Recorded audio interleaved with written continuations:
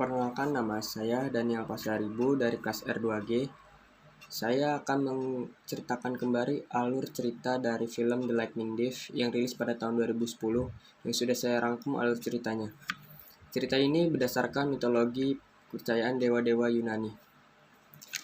Awal cerita di atas gunung Empire State Building, Dewa Zeus dan Poseidon bertemu, di mana Dewa Zeus mengatakan kalau kekuasaan Petira telah dicuri, dan ia mengatakan bahwa putra setengah dewa dari Poseidon, yaitu Percy Jackson, yang dituduh sebagai pencurinya. Zeus melakukan perjanjian dengan Poseidon, di mana kalau Percy tidak mengembalikan dalam waktu yang ditentukan, para dewa di langit terancam dan akan saling berperang, akan mengakibatkan hancurnya alam semesta.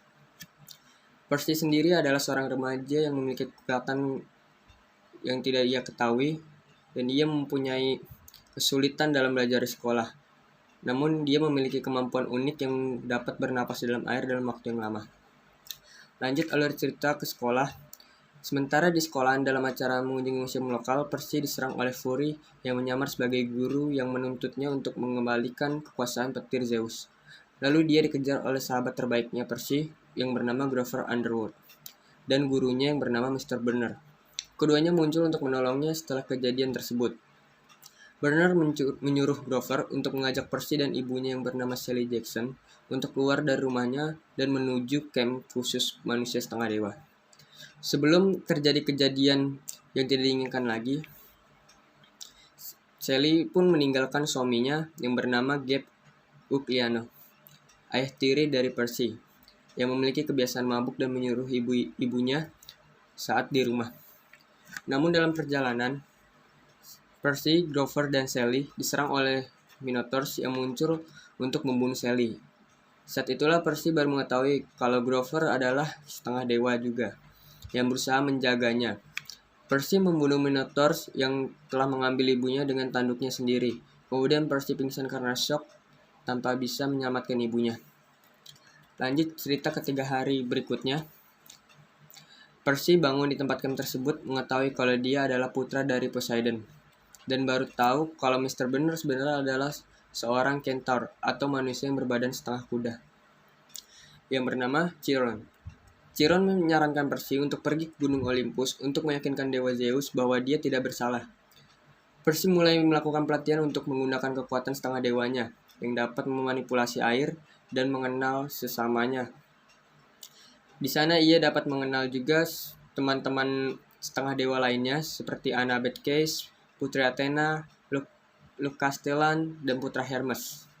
Setelah membantu dalam latihan tim, Percy dikunjungi oleh penampakan pamannya, yaitu Dewa Hades, yang menyatakan bahwa ibunya sekarang masih bersamanya di Underworld, dan dia akan mengembalikan dengan selamat jika Percy mengembalikan juga kekuasaan petir yang dimiliki Zeus. Percy kemudian memutuskan untuk pergi ke Underworld bersama dengan Grover dan Annabeth. Sebelum pergi, mereka mengunjungi Luke, yang memberi mereka peta yang dapat menunjukkan tempat 3 mutiara yang dapat mereka gunakan untuk melarikan diri dari Underworld. Memberikan sebuah perisai tua juga dan memberikan sepasang sepatu bersayap Luke yang ia curi dari ayahnya. Ketiganya pergi mencari mutiara pertama yang ada di sebuah pusat taman tua yang telah dihuni oleh Medusa. Dewi jahat berambut ular memiliki kemampuan merubah sesuatu menjadi batu. Lalu mereka menghadapi Medusa dan mencoba membunuhnya. Namun Medusa dapat dikalahkan dengan dipenggal kepalanya oleh Percy, yang kemudian kepalanya diambil untuk digunakan sebagai senjata pada misi selanjutnya. Lanjut, mereka menemukan mutiara kedua yang terdapat pada Museum Parthenon di Nashville. Tapi mereka harus berhadapan dengan Hydra. Hydra merupakan monster naga yang memiliki 9 kepala. Percy menggunakan sepatu bersayapnya untuk mendapatkan mutiara yang menempel di mahkota patung Athena di museum tersebut. Dan Grover mengalahkan Hydra menggunakan kepala Medusa untuk merubahnya menjadi batu.